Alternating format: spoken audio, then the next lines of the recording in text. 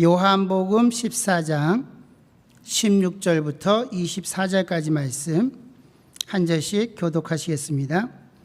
내가 아버지께 구하겠으니 그가 또 다른 보혜사를 너희에게 주사 영원토록 너희와 함께 있게 하시리니 저는 진리의 영이라. 세상은 능히 저를 받지 못하나니 이는 저를 보지도 못하고 알지도 못함이라. 그러나 너희는 저를 아나니 저는 너희와 함께 거하시며 또 너희 속에 계시겠음이라. 내가 너희를 고아와 같이 버려두지 아니하고 너희에게로 오리라. 조금 있으면 세상은 다시 나를 보지 못할 터이로되 너희는 나를 보리니 이는 내가 살았고 너희도 살겠음이라. 그날에는 내가 아버지 안에 너희가 내 안에 내가 너희 안에 있는 것을 너희가 알리라. 나의 계명을 가지고 지키는 자라야 나를 사랑하는 자니 나를 사랑하는 자는 내 아버지께 사랑을 받을 것이요 나도 그를 사랑하여 그에게 나를 나타내리라. 가로되 다닌 유다가 가로되 주여 어찌하여 자기를 우리에게는 나타내시고 세상에게는 아니하려 하시나이까. 예수께서 대답하여 가라사대 사람이 나를 사랑하면 내 말을 지키리니 내 아버지께서 저를 사랑하실 것이요 우리가 저에게 와서 거처를 저와 함께 하리라. 다 같이 나를 사랑하지 아니하는 자는 내 말을 지키지 아니하나니 너희의 듣는 말은 내 말이 아니요 나를 보내신 아버지의 말씀이니라. 아멘. 오늘은 성령의 오심과 사랑에 대해서 말씀을 나누도록 하겠습니다. 먼저 오늘 본문 18절을 보시면 제가 읽어드릴게요. 내가 너희를 고아와 같이 버려두지 아니하고 너희에게로 오리라. 이렇게 말씀을 하십니다. 지금 주님은 제자들에게 성령을 보내시는 이유에 대해서 말씀하고 있어요. 내가 너희를 고아처럼 버려두지 않을 것이다. 그래서 성령을 너에게 보내줄 것이다 하는 것이죠. 이제 주님이 잠시 후면 십자가상에서 죽임을 당하시고 이제 부활하신 다음에 이 땅을 떠나실 것입니다. 아버지께로 가실 거죠. 그렇게 되면 그들의 상태가 고아와 같은 상태가 된다 하는 것입니다. 그런데 주님께서 너희를 그 사랑하는 제자들을 고아처럼 내버려 두지 않겠다라고 하는 말이죠. 여기서 고자는 외롭다라고 하는 말이고 아는 아이, 어린아이라는 뜻을 가지고 있지만은 또 한편으로는 사람이라는 뜻도 가지고 있습니다. 그러므로 사전적으로 말하면 고아는 부모 없는 어린아이를 가리키지만 넓은 의미로 보자고 한다면 홀로 사는 이들, 외로운 이들을 가리키는 것이죠. 그래서 부모 없는 어린아이를 말하기도 하지만 자식을 잃은 부모를 뜻하기도 합니다. 결국은 외로운 사람들을 통칭해서 고아라고 그렇게 말씀하고 있는 것이죠. 고아에 해당하는 헬라어 오르파노스가 바로 그런 의미를 가지고 있습니다. 쉽게 얘기하면 의지할 곳이 전혀 없는 사람들, 그런 의미인 것이죠. 자식에게 부모가 있다는 사실, 부모에게 자식이 있다고 하는 사실은 그걸 어떻게 말로 형용할 수 없는 그런 관계입니다. 예를 들어서 염소를 풀밭에 메어두죠. 근데 그 줄이 너무 짧으면 염소가 할 수 있는 게 없어요. 그렇다고 해서 이 줄을 풀어놓으면 또 염소는 또 사나운 짐승에게 잡혀 먹일 수도 있습니다. 그러니까 적당한 줄을 메어두어서 안전과 보장, 그러니까 이 모든 것들 자유와 안정을 보장하는 것이 바로 그런 관계라는 것이죠. 그러니까 부모가 자녀를 너무 그렇게 막 옥죄이면 안 된다는 말이에요. 적당한 거리, 이 거리 두기를 잘 해야 되지 않습니까? 이 적당한 거리를 잘 유지하는 것이 지혜이기도 하고 서로 간에 신뢰가 되기도 하고 그 속에서 안전함을 누리기도 하고 또 자유를 누리기도 한다는 것이죠. 바로 그런 관계를 말씀하고 있는 것입니다. 지금 이 주님께서 이 땅을 떠나시게 되는 현실 앞에 놓여 있는 그런 제자들, 부모를 잃은 고아처럼 또는 스승을 잃어버린 제자들처럼 그렇게 슬퍼할 수밖에 없는 상황이 도래할 텐데, 그런데 내가 다시 올 것이다. 내가 성령을 너에게 보내줄 것이다. 바로 그 성령께서 내가 너희와 함께 했던 것처럼 너희와 함께 할 것이다 라고 하는 말씀을 하시는 것이죠. 그러니까 지금 19절에서 조금 있으면 세상이 나를 보지 못할 것이다 라고 말씀하시는데, 여기서 말하는 세상이라고 하는 것은 육신의 눈에 보이는 것만이 전부라고 믿고 사는 사람들을 통칭해서 하는 말입니다. 그들에게는 이제 얼마 후에 예수님이 더 이상 보이지 않을 것이라는 말씀이에요. 그러나 제자들에게는 예수님이 인식이 되고 인지가 될 것이다 라고 그렇게 말씀하시는 것입니다. 19절 보세요. 조금 있으면 세상은 다시 나를 보지 못할 터이로되 너희는 나를 보리니 이는 내가 살았고 너희도 살겠음이라. 자, 분명히 이렇게 말씀을 하십니다. 그런데 주님은 그 성령을 보혜사라고 부르세요. 한자로 풀이하면 지킬보, 은혜해, 스승사자죠. 은혜로 지키시고 보호하시고 도우시는 스승님 정도로 해석을 할 수 있겠습니다. 근데 이 보혜사가 다른 보혜사라 말씀을 하세요. 그러니까 먼저 오신 보혜사가 있었다는 말이죠. 바로 우리가 알고 있는 것처럼 그 보혜사는 예수님이셨습니다. 예수님이 이 땅에 육신을 입고 오셔서 시간과 공간의 제한 속에서 보혜사의 역할을 하셨던 거예요. 그런데 이제 예수께서 승천하시고 나면 또 다른 보혜사, 즉 시간과 공간의 제약을 받지 않으시는 그런 보혜사가 하나님의 영이신 그가 내려오셔서 하나님의 백성들과 함께 거하시겠다, 그렇게 말씀을 하십니다. 내가 함께하고 너희를 도와줄 것이다 말씀하는 것이죠. 그래서 또 다른 보혜사라는 말을 하는 것입니다. 그러니까 전혀 다른 분이라는 말이 아니라 예수님의 마음과 뜻을 가지신 분이신데 오시는 모습이 다르다. 그래서 다른 보혜사라는 말이에요. 예수님과 전혀 다른 분이 말하는 것은 아닙니다. 예수님과 같은 일을 하시기 위해서 오시는데 오시는 모습이 다르기 때문에 다른 보혜사라고 그렇게 통칭한다는 것이죠. 정리를 하면 예수가 이 땅에서 육신을 입고 하시려 했던 일을 똑같이 이루시기 위해서 오시는 분이 또 다른 보혜사 성령님이시라는 말입니다. 26절 보시면 보혜사 곧 아버지께서 내 이름으로 보내실 성령, 그가 너희에게 모든 것을 가르치시고 내가 너희에게 말한 모든 것을 생각나게 하시리라. 그러니까 보혜사 성령이 우리에게 오셔서 하신 일이 뭐냐? 제자들을 가르치신다는 것입니다. 예수님께서 생전에 가르치셨던 것처럼 그렇게 가르치시는 그 일을 하신다는 것이죠. 예수님께서 육신으로 오셔서 제자들과 함께 먹고 마시면서 하늘의 비밀과 구원의 비밀을 알려주셨어요. 이미 다 말씀하셨는데 제자들이 영 못 알아듣습니다. 그리고 그분은 그분의 일을 하시고 가세요. 그런데 스승을 잃어버린 제자들, 그렇게 주님을 따라다녔던 그들을 고아처럼 버려두지 않고 바로 하나님의 영이신 성령을, 다른 보혜사를 내가 너희에게 그렇게 가르쳤고 너희를 보호했던 것처럼 그 일을 똑같이 해주실 분을 보내주시겠다. 그가 오셔서 내가 했던 일을 똑같이 너에게 할 것이다 라고 그렇게 지금 말씀을 하고 있는 것입니다. 자, 그런데 지금 이 보혜사, 우리가 이렇게 예수 그리스도의 십자가의 비밀을 바로 알 수 있도록 오셔서 우리를 견책하시고 인도하시는 성령님이신 것이죠. 우리를 진리 가운데로 인도하신다, 그렇게 말씀을 하십니다. 그러니까 성령이 오셔서 하신 일은 예수님께서 하셨던 일을 똑같이 하시는 것이지 무슨 다른 일을 하시는 분이 아니세요.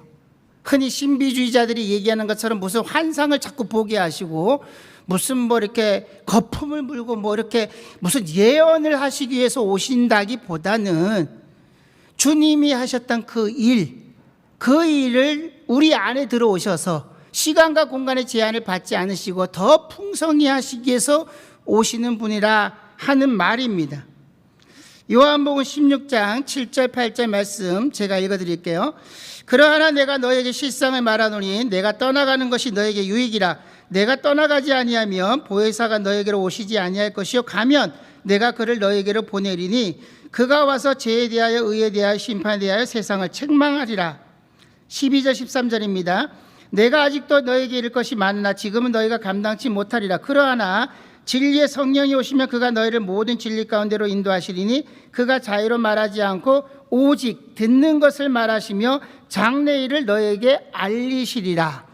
지금 성령은 예수가 그렇게 살다 가신 것처럼 자유로 말씀하지 않으시고 오직 듣는 것을 말씀하시며 이 가시적 세상의 현상들에 관한 이야기를 하시려고 하는 게 아니라 장래일, 즉 영원한 세상에 대해서 하나님의 나라에 대해서 말씀하시기 위해서 오신다고 그렇게 말하고 있는 것입니다.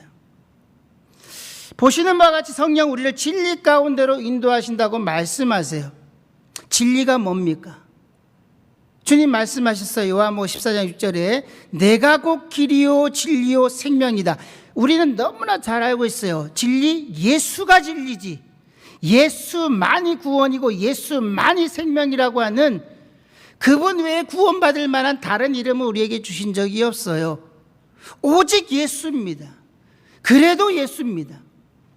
그 예수를 바로 우리에게 바로 알기 위해서 진리, 구원을 우리에게 명확하게 하시기 위해서 오신 이가 성령이시라는 말이죠. 바로 이 세상에 참된 가치는 예수밖에 없다. 우리가 살 수 있는 유일한 길은 예수 믿는 길밖에 없다고 하는 것을 우리에게 확증하시기 위해서 오시는 분이 성령이시라는 것입니다. 예수 그리스도가 바로 그 일을 위해 이 땅에 오신 것처럼 성령에 오시면 그렇게 예수의 지상 사역의 재현인 것이죠. 그러나 예수님은 육체로 오셨기 때문에 물리적 제한을 받으셨습니다.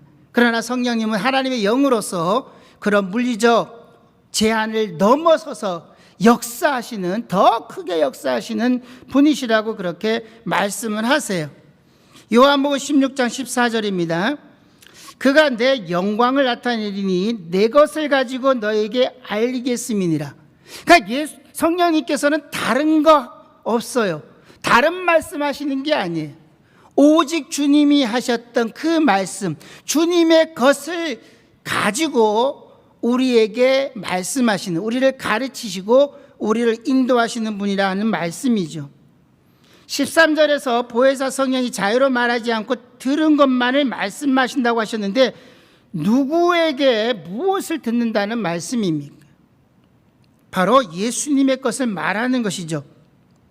보혜사 성령 하나님은 예수님의 것을 가지고 성도들을 가르치시고 깨우치신다는 말씀이에요. 우리는 이것을 명심해야 됩니다. 성령이 오셔서 하신 일은 오직 주님이 말씀하셨던, 주님이 가르치셨던, 주님이 이루시고자 하셨던 그 일을 위해서 우리에게 오셨다는 말이에요. 그런데 그 성령을 세상은 받지도 못하고 알지도 못한다고 말씀을 하십니다. 17절이에요.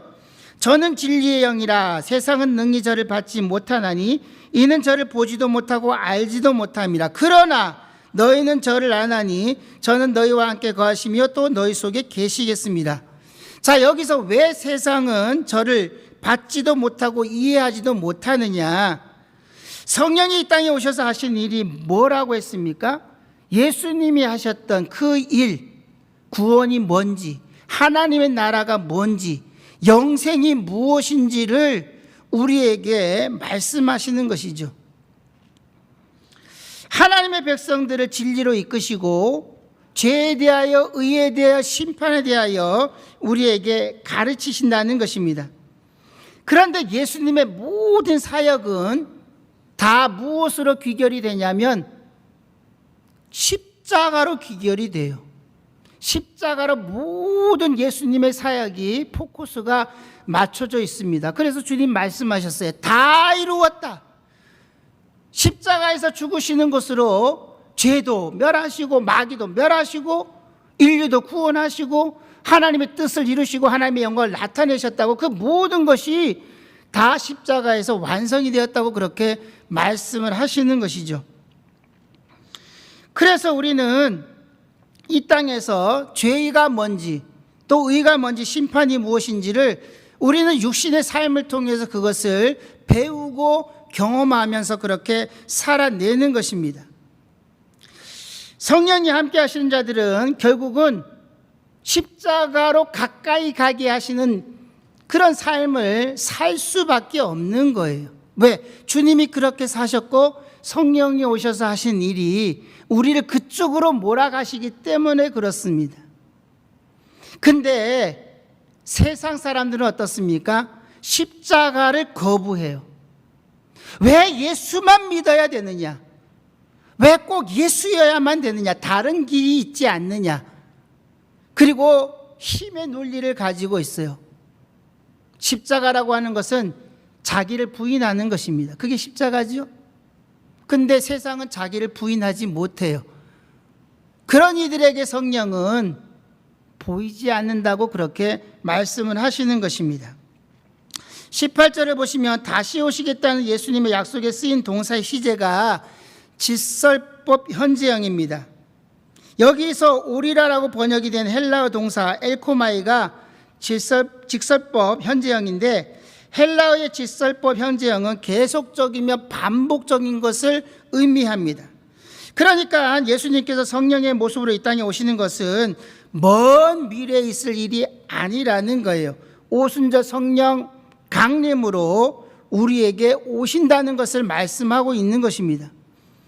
이걸 오해해서 성령이 왔다 갔다 하신다는 말씀이 아니라 우리 중에 함께 계셔서 우리와 늘 교통하신다는 말씀이에요. 그래서 예배 후에 축도할 때 성령의 교통하심이라고 그렇게 하는 것입니다. 그렇기 때문에 성도들은 육신적으로 보면 고아처럼 보이지만은, 그러나 영적으로는 늘 예수님과 함께 동행하고 있다는 말이죠.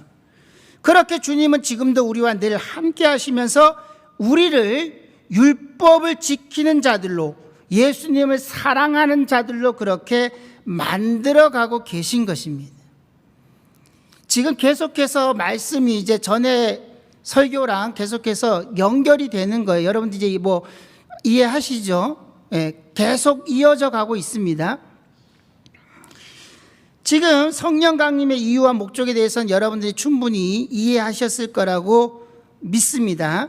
자, 그렇게 성령이 오심에 의해 계명을 지킨 자가 되고 예수를 사랑하게 된 성도들은 이 땅에서도 계명을 지키는 자로, 예수를 사랑하는 자로 그렇게 성숙되어져 가게 된다는 말이에요. 왜?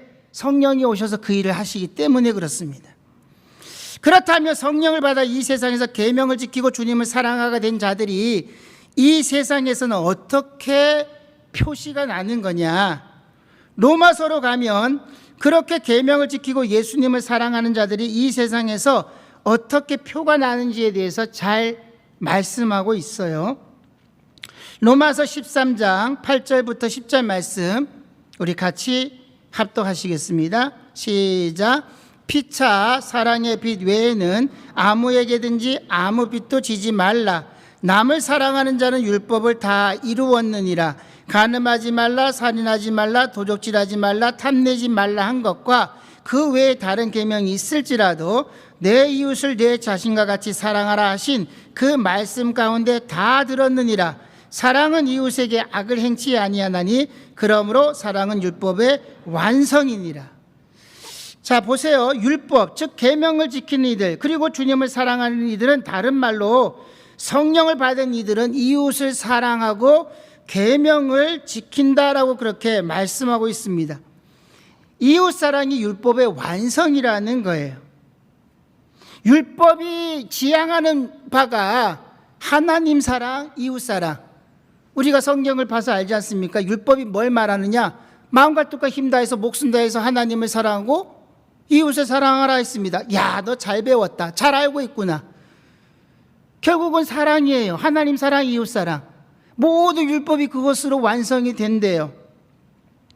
자, 이렇게 율법은 몇 가지 내가 지켜야 될 것 지키고 하지 말아야 될 것 안 하는 걸로 율법을 지킨다는 것이 아니라, 이거는 규칙들을 말하는 게 아니라 삶의 질을 말하는 것입니다. 삶 자체를 말하는 거예요. 그러니까 내가 계명을 지킨다라고 하는 것은 뭐 지켜라, 하지 말아라, 이런 것에 그 몇 가지 조항에 얽매인다고 보는 게 아니라는 거예요. 결국은 내가 하나님을 진정으로 사랑하는 자냐, 이웃을 사랑하는 자냐, 그렇게 자꾸 조금씩 성숙되어져 가느냐로 판가름이 난다는 말씀입니다. 자, 갈라디아서 5장 6절 보시면, 그리스도 예수 안에서는 할례나 무할례가 효력이 없되 사랑으로서 역사하는 믿음뿐이니라. 사랑으로 역사하는 믿음밖에 없대. 너 할례 받았냐? 너 할례 받지 못했냐? 그런 거 따지는 게 아니에요. 그런 게 아니고 결국은 사랑으로 역사하는 믿음이다, 이렇게 말씀을 하십니다. 그렇다면 우리 성도는 이 땅에서 계명을 지키고 주님을 사랑하고 이웃을 사랑하는 이들로 지어져 가야 된다는 말씀인 거죠. 그런데 우리가 우리의 모습을 볼 때에 진짜 그렇게 뜨겁게 하나님을 사랑하는 것은 같아요. 하나님은 나름대로, 적어도 성락인이라면. 근데 하나님을 사랑하는 것만큼 그렇게 이웃을 뜨겁게 사랑하느냐, 거기에 대해서는 항상 물음표가 붙어요. 자, 우리가 지금 우리의 모습을 볼 때 내가 정말 하나님을 진정으로 사랑하는 게 맞는가라고 자신을 볼 때도 담대함이 없을 때가 있습니다. 이웃 사랑은 고사하고라도. 자, 그런데 지금 우리가 그렇게 성령을 받았고 하나님을 나름 사랑하는데, 근데 왜 우리의 모습은 맨날 요 모양 요 꼴이냐? 그런 것 때문에 솔직히 갈등하고 있지 않으세요? 저만 하시는 거예요? 자, 이 문제를 어떻게 해결할 수 있느냐? 이것 때문에 신앙에 막 혼란을 가지시는 분도 없잖아 있습니다. 그래서 말씀을 우리가 배우고 그 말씀을 알아가는 것이죠. 이 문제, 이미 성령이 오셔서 정말 내가 성령 받은 거는 분명한데, 그래서 지금 죽어도 천국 갈 것 같은데, 나는 나름 하나님을 사랑하는데, 그런데 또 한편으로 보면은 내가 하나님을 사랑하는 거라고 말하기는 참 부끄럽고, 여기에서 오늘 이 갈등을 어떻게 해결할 거냐? 결국은 이 문제를 해결하는 것은 주님과 연합이라고 하는 유니온 크라이스트밖에 없는 것입니다. 잘 보세요. 주님께서 내 이웃을 내 몸처럼 사랑하라고 말씀하신 것은 레위기서 19장 18절 말씀을 그대로 인용한 거예요. 레위기서 19장 18절 말씀입니다. 원수를 갚지 말며 동포를 원망하지 말며 이웃 사랑하기를 내 몸과 같이 하라. 나는 여호와니라. 이건 하나님께서 직접 명령하신 율법이에요. 주님이 부자 청년에게 하신 말씀도 똑같은 의미입니다. 마태복음 19장 16절부터 19절 말씀 제가 읽겠습니다. 어떤 사람이 주께 와서 가로되 선생님이여 내가 무슨 선한 일을 하여 영생을 얻으리까? 예수께서 가라사대 어찌하여 선한 일을 내게 묻느냐? 선한 이는 오직 한 분이시니라. 내가 생명에 들어가려면 계명들을 지키라. 가로되 어느 계명이 오니까? 예수께서 가라사대 살인하지 말라, 간음하지 말라, 도적질하지 말라, 거짓 증거하지 말라, 내 부모를 공경하라, 내 이웃을 내 몸같이 사랑하라 하신 것이니라. 예수님께서 그 네 개의 말씀을 인용해서 영생을 얻을 수 있는 방법을 지금 말씀하고 계세요. 결국 뭐예요? 계명들 지켜야 된다 하는 것입니다. 내 이웃을 내 몸과 같이 사랑하라고 말씀을 하세요. 자, 그렇다고 한다면 이제 우리가 열심히 이웃을 사랑하는 걸로 천국에 들어갈 수 있는 건가요? 그런데 로마서 5장으로 가면 조금 의아한 내용이 나옵니다. 로마서 5장 20절이에요. 우리 같이 읽겠습니다. 시작. 율법이 가입한 것은 범죄를 더하게 하려 함이라. 그러나 죄가 더한 곳에 은혜가 넘쳤나니. 자, 여기서는 또 뭐라고 말씀하시냐면 율법이 우리에게 주어진 것은 우리의 범죄를 더욱 지적하고 드러나도록 하기 위해서 주셨다라고 그렇게 말씀을 하세요. 그러니까 율법을 주신 목적이 뭐냐? 너 죄인이다. 결국 이거 우리 잘 배웠지 않습니까? 이거 알게 하려고 율법을 주셨다는 말이에요. 율법을 지키면 내가 어떻게 영생을 얻습니까? 구원받습니까? 계명 다 지켜. 율법이죠.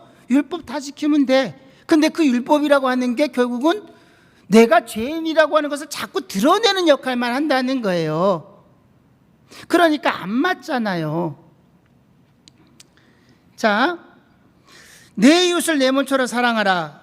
그 율법을 우리의 사랑이 없다고 하는, 우리 안에는 사랑이 없다고 하는 것을 드러나기 위해서 주신 말씀이라는 거예요. 그러니까 율법 지키라고 해서 율법 다 지키면 돼. 내가 열심히 내가 율법 다 지킬 거야. 이렇게 가면 망한다는 것입니다. 율법을 왜 주셨느냐? 너는 살아갈 수 없는 자야. 이거 깨닫게 하기 위해서 율법 주셨다는 거예요. 그게 맞는 거예요. 계명들을 지킨다고 하지만 결국은 나는 계명 지킬 수 없는 자구나. 그래서 율법이 지향하는 바가 뭐예요? 너는 율법 못 지켜. 너는 사랑할 자격이 없어. 능력도 없어. 그러니 어떻게 돼요? 죽어요? 살아야죠. 그러니까 어떻게 해요? 예수께로 가야 된다고 율법이 결론을 내고 있는 것입니다. 로마서 8장 3절 4절 다 같이 읽겠습니다. 시작. 율법이 육신으로 말미암아 연약하여 할 수 없는 그것을 하나님은 하시나니 곧 죄를 인하여 자기 아들을 죄 있는 육신의 모양으로 보내어 육신의 죄를 정하사 육신을 쫓지 않고 그 영을 쫓아 행하는 우리에게 율법의 요구를 이루어지게 하려 하심이니라. 자, 결론이 나왔어요. 율법은 누가 지킨 것이다? 마스크를 쓰셔서 대답을 못 하시는 거죠. 아는데. 율법은 누가 지킨 것이다? 좀 있으면 목사님 얘기해 줄 거야. 조금만 기다려. 인내심을 가지고. 율법은 예수가 지킨 거다라고 말씀을 하시는 거예요. 할렐루야. 율법은 내가 지켜내는 게 아니라 율법이 자꾸 우리에게 깨닫게 하는 것은 너는 율법 못 지킨다. 너는 하나님 사랑할 능력이 없어. 너는 죄인이야. 그러니까 율법을 알면 할수록 죄가 드러나는 것입니다. 결국은 나는 죽게 생겼구나. 나는 끝났구나. 나는 아무것도 못하는구나. 근데 그 율법을 누가 다 지켜내시느냐? 하나님 스스로 지켜내신다는 거예요. 예수님께서 그 율법을 다 지켜내신다는 것입니다. 이게 은혜가 돼야 되는 거예요. 이걸 깨달아야 평생 은혜의 삶을 살 수 있는 것입니다. 나는 율법을 못 지켜. 왜? 율법을 지켜야 구원받잖아요. 아닙니까? 율법 지켜야 되죠. 율법을 지키라고 주님 말씀하셨어요. 영생에 들어가려면 어떻게 해야 됩니까? 계명들 다 지켜라. 못 지켜요. 그게 결론이에요. 그래서 예수님께서 대신 율법을 다 지켜내신 거예요. 완성하신 거예요. 율법이 요구하는 바를 다 이루셨어요. 그리고 주님이 다 율법을 지켜내셨으면서 그것을 우리에게 그냥 주시는 거예요. 믿기만 해라. 그러면 하나님께서 너 율법 다 지킨 자로 인정해 주겠다. 그게 복음이라는 거예요. 그래서 은혜라는 거예요. 그래서 우리의 행위가 첨가될 수가 없다는 것입니다. 0.1%도 우리의 행위가 거기에서 의가 될 수 없다는 거예요. 100% 다 하나님이 하신 것이기 때문에. 자, 에베소서 2장 8절 9절 말씀 잘 보세요. 너희가 그 은혜를 인하여 믿음으로 말미암아 구원을 얻었나니 이것이 너희에게서 난 것이 아니라 하나님의 선물이라. 행위에서 난 것이 아니니 이는 누구든지 자랑치 못하게 함이니라.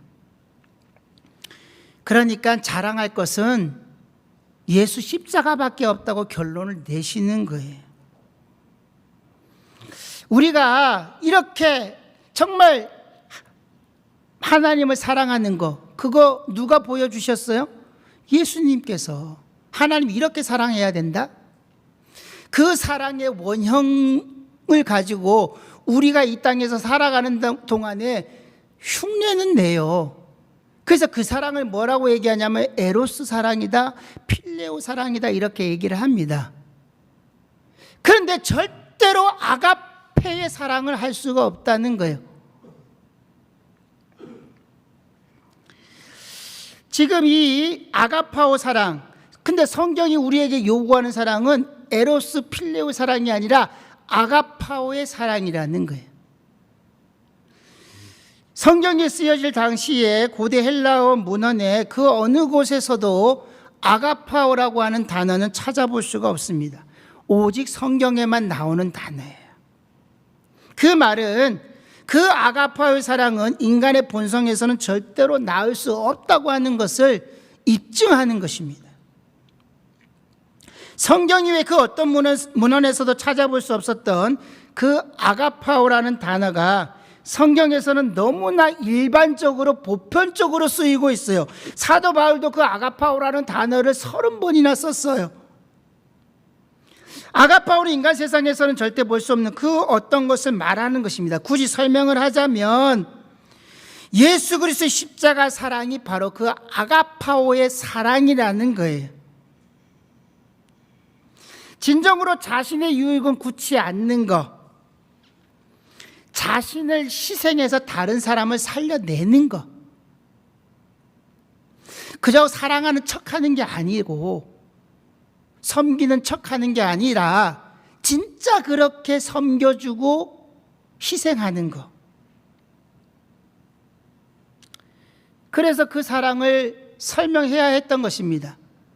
그래서 고린도 13장에 바로 사랑은 이런 것이다라고 기록을 하고 있는 거예요. 고린도전서 13장 4절부터 7절까지 우리 다 같이 합독하십니다. 시작. 사랑은 오래 참고 사랑은 온유하며 투기하는 자가 되지 아니하며 사랑은 자랑하지 아니하며 교만하지 아니하며 무례히 행치 아니하며 자기의 유익을 굳지 아니하며 성내지 아니하며 악한 것을 생각지 아니하며 불의를 기뻐하지 아니하며 진리와 함께 기뻐하고 모든 것을 참으며 모든 것을 믿으며 모든 것을 바라며 모든 것을 견디느니라. 어떤 인간이 이런 사랑을 할 수 있나요? 누가 이런 사랑을 할 수 있어요? 태고 이래로 이런 사랑을 할 수 있는 인간이 없는 것입니다. 인간 자체는 이런 사랑을 할 수가 없어요. 이런 사랑은 하나님만이 하실 수 있는 사랑이에요. 예수님만이 하실 수 있는 사랑이에요. 그래서 그 사랑을 이렇게 설명을 한 것입니다. 이게 아가파오의 사랑이다라고 설명을 하고 있는 것이죠. 이 사랑을 지금 우리에게 요구하고 있다고 하는 것을 우리는 기억해야 됩니다. 네가 가진 것 다 내 거다. 여기에 우리는 아멘 할 수 있는 것입니다. 아멘 할 수 있어야 되는 것이죠. 내가 하나도 없습니다. 다 주님의 것입니다라고 말은 잘해요. 말은. 정작 주님이 요구하실 때 주님 지금 저한테 뭘 요구하시는 거예요? 나한테 뭐 해줬다고 지금 다 내놓으라는 거예요? 이렇게 따지죠. 자기가 구원받은 것은 까맣게 잊어버리고 하나님의 하신 그 사랑이 어떤 사랑이라고 수없이 설교를 통해서 들었지만 그거는 설교일 뿐이고 그거는 소위 말해서 좀 난 사람들, 성자라고 뭐 성 어거스틴 이런 사람들이나 조금 흉내낼 수 있는 것이지 그건 그냥 성경에 기록된 것이지 그걸 요구하시다니요, 주님. 우리는 이렇게 항변할 때가 많이 있다는 것입니다. 자, 근데 이 사랑을 예수님께서 우리에게 보여주셨어요. 아니, 실천하셨어요. 그리고 그것을 우리에게 다 넘겨주셨어요. 이것을 믿게 하기 위해서 성령이 오셨다는 말입니다. 예수님이 무슨 일 하셨는지 아냐? 너 죽을 수밖에 없는 너 살리신 거야.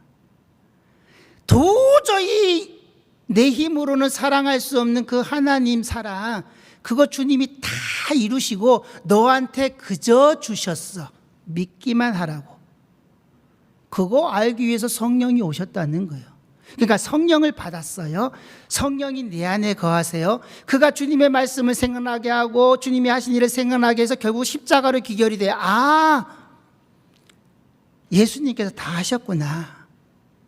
그걸 날마다 되새김질하며 믿음으로 고백하며 은혜로 그렇게 살게 하시기 위해서 성령이 오셨다는 말입니다. 고린도후서 5장 17절 말씀 보시면 그런즉 누구든지 그리스도 안에 있으면 새로운 피조물이라 이전 것은 지나갔으니 보라 새 것이 되었도다. 여기에서 되었도다라고 번역된 단어 게노넨이 직설법 완료 동사입니다. 그러니까 우리는 지금 계명을 이미 지킨 새 것이 되었다. 완료예요. 이미 됐다. 새 사람이 됐다는 거예요. 내가 나를 보는데 아직 안 됐는데, 덜 됐는데, 멀었는데 하나님은 되었다. 너는 새 사람이다. 아멘이십니까? 그렇게 하나님께서 인정해 주시겠다는 거예요. 어떻게? 예수 안에 있기 때문에, 예수가 내 안에 거하시기 때문에, 성령이 우리 안에 찾아오셨기 때문에, 성령의 임재를 경험한 사람은 이미 새 것이 되었다. 다시 말하면 율법을 다 지킨 자가 되었다. 나 율법 지킨 적 없어. 예수님이 다 지켰잖아. 이미 사랑을 하게 된 자가 되었다. 나는 아직도 아닌 것 같은데요. 주님이 그렇게 하셨다. 그걸 지금 우리에게 자꾸 깨닫게 하시는 것이죠. 그래서 빌립보서 2장 5절부터 8절에 바로 이 아가파오의 사랑이 어떻게 이루어졌는지를 설명하고 있습니다. 너희 안에 이 마음을 품으라.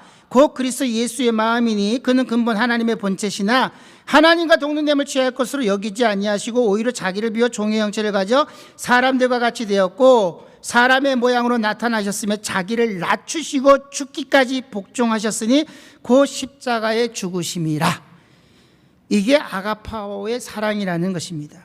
그런데 우리에게 그 마음을 품으라. 곧 그리스도 예수의 마음, 이 마음을 품으라고 하세요. 그런데 고린도전서 2장으로 가면 아주 기쁜 진술을 보게 됩니다. 고린도전서 2장 16절 제가 읽겠습니다.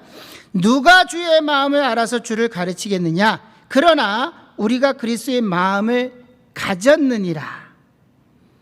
자, 지금 그리스도의 마음, 너희 안에 이 마음, 그리스도의 마음을 품으라라고 하셨고, 근데 누가 주의 마음을 알아서 주를 가르치겠느냐? 그러나 우리가 그리스도의 마음을 가졌다. 그러니까 우리 성도들에게 그 아가파오의 마음이 이미 들어와 있다고 그렇게 말씀을 하십니다. 이게 그리스도와의 연합으로 이루어진 거라는 거예요. 어떻게 그게 가능했습니까? 그리스도와의 연합으로. 그거밖에 달리 설명할 길이 없다는 거예요. 우리 안에 예수가 영으로 처소를 삼아 거하시고 우리를 계명 지킨 자, 예수를 사랑한 자로 그렇게 여겨주시는 것, 그리고 그 일이 어떻게 완성이 된 것인지 예수 그리스도와 십자가를 우리의 인생을 통해서 경험하게 하시고 가르치시고 이해를 시키시는 분이 성령이시다고 그렇게 말씀을 하시는 것이죠. 우리 안에서 주님의 그 사랑, 아가파오의 그 사랑, 도저히 사람으로는, 인간으로서는 할 수 없는 그 사랑이 우리 안에서 격발되어져 나오게끔 일하시는 이가, 예수의 품성이, 성품이 드러나게 하시는 이가 성령이시라는 거예요. 그러니까 성령 충만하다라고 하는 말은 예수의 성품이 우리 안에서 더 확연하게 드러나고 있다는 말이지, 무슨 기도를 많이 하고 방언을 오래 하고 환상을 봤다는 얘기가 아닌 거예요. 그거 보면 뭐 할 거예요? 기도 2시간, 3시간, 5시간 해서 뭐 할 거예요? 다 자기 욕심 채워달라고 부르짖는 것밖에 없는데, 하나님의 뜻이 이루어지게 해달라고 기도하는 게 아니라 내가 욕심은 부리는 것, 내가 소원하는 게 이루어지게 해달라고 그렇게 몸부림치잖아요. 성령의 도움 없이 자기가 땀을 뻘뻘뻘 흘려가면서. 왜? 성령이 오셔서 주님의 사랑이 뭔지를 자꾸 우리 안에서, 그 그리스도의 마음이 뭔지를 자꾸 드러나게 하신데, 그거는 전혀 상관없어. 그저 이 땅에서 잘 되고 잘 먹고 잘 살고 부귀영화 누리고 권세 누리고 가오 잡고 그렇게 한평생 멋지게 살다 가고 싶어서 자꾸 예수 이름을 부르네요. 내 소원 성취해달라고 자꾸 하나님의 이름을 빙자해요.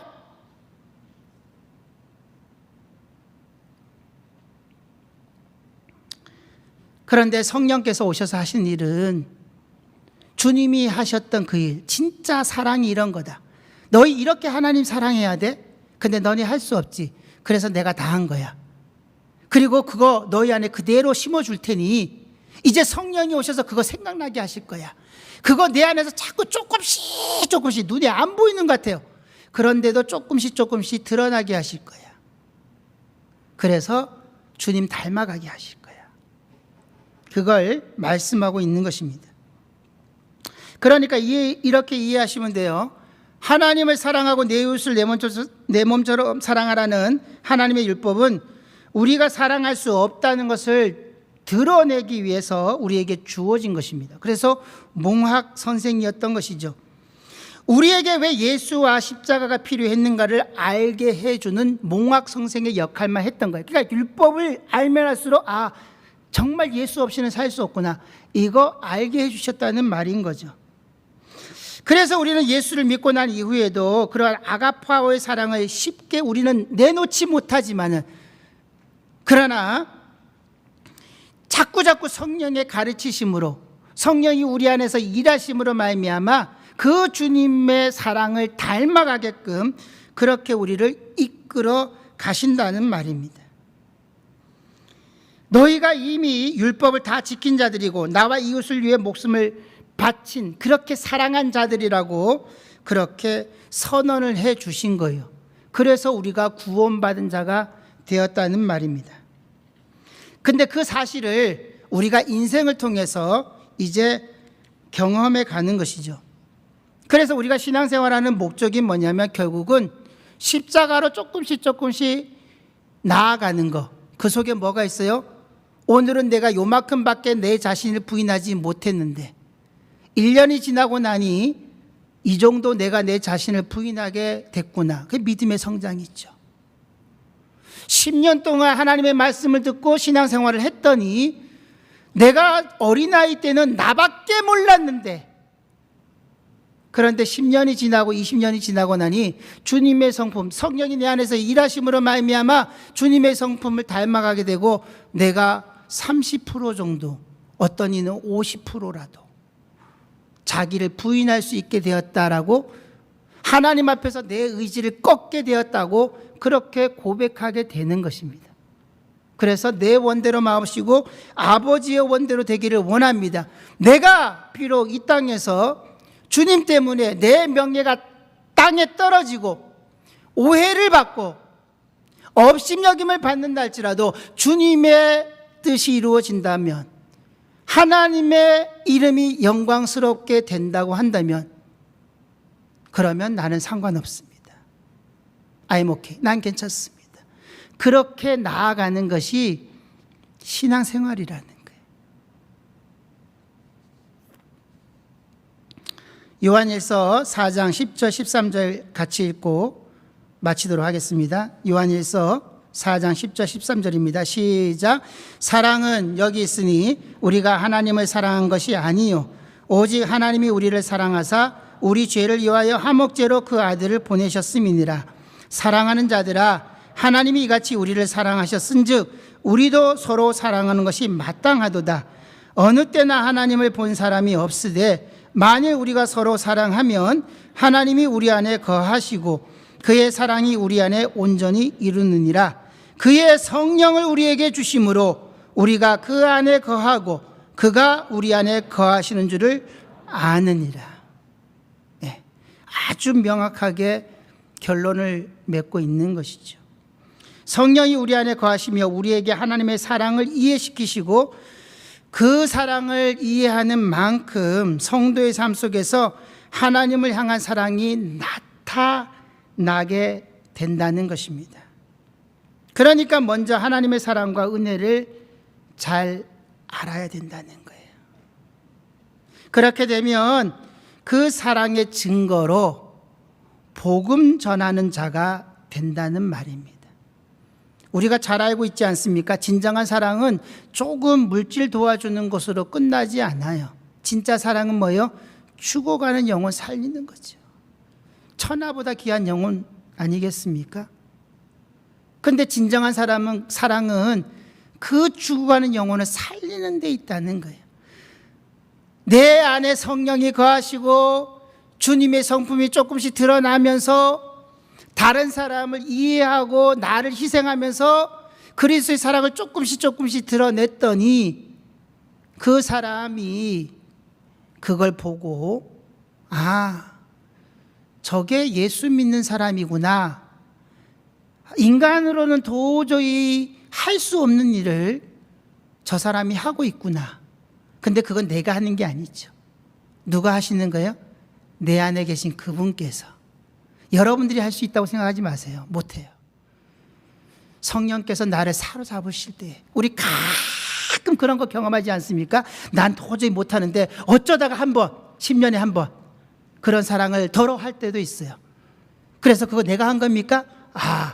하나님이 나를 감동하셔서 성령이 충만한 상태에 있을 때 그런 사랑이 드러나기도 하는 것이죠. 근데 자주 드러나야 되는 거죠. 20년에 한 번 드러나면 안 되는 거죠.